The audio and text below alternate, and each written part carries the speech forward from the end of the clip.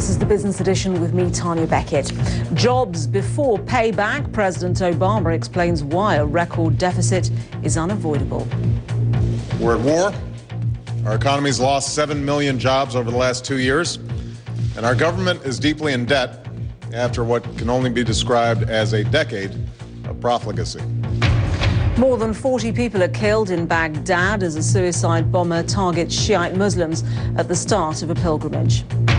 And stepping on the pedal once again, Toyota announces a plan to fix its faulty models. And in New York, US stock markets rebound from a 3-month low, fueled by strong economic data and results from Exxon.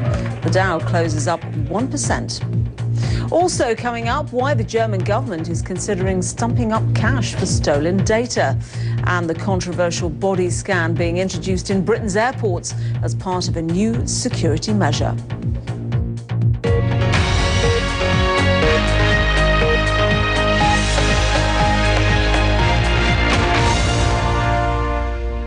Jobs before deficit is the message from President Obama in today's budget. In his $3.8 trillion spending plan for 2011, he announced tax incentives worth $100 billion to combat rising unemployment, which is now at 10%.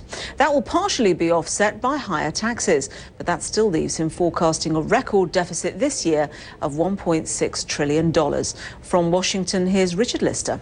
Well, for more reaction on the budget, let's now cross to the BBC's Karen Nye in New York. Karen, is this going down well with the business community? Is there an expectation that jobs will be created?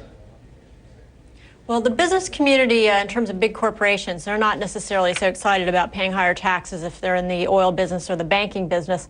Small businesses, on the other hand, which are said to create most of the jobs in America, they're happy enough to have more tax credits. Let's take a look at what's been happening on the markets. Well, certainly pretty much 1% gain all round, I think, is fair enough. Remember, we've had a bit of a dicey couple of weeks in which we've seen losses of 5 to 10%. But we saw those growth figures on Friday, which offered a little bit of encouragement. Euphoria, no, but some encouragement. And also we saw some very good manufacturing data from the US. On Friday, we have the jobs data, which I suspect could be all telling. This is the Business Edition. Coming up on the programme, how much is it worth? Details of 1,500 Germans accused of tax dodging are up for sale.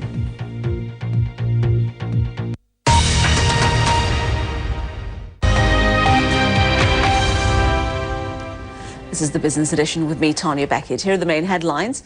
President Obama has laid out his budget proposals, and he says painful cuts are needed to bring the huge US government deficit under control.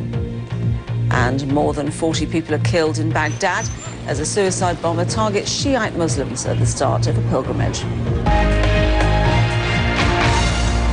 A row over the attempted removal of a group of Haitian children allegedly orphaned by this month's earthquake has intensified.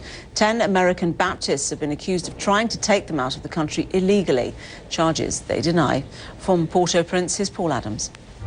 Before we go, let's just remind you of our top story, which is that the budget in the US predicts quite a substantial budget for this year. Thanks for joining us. Sport Today's up next.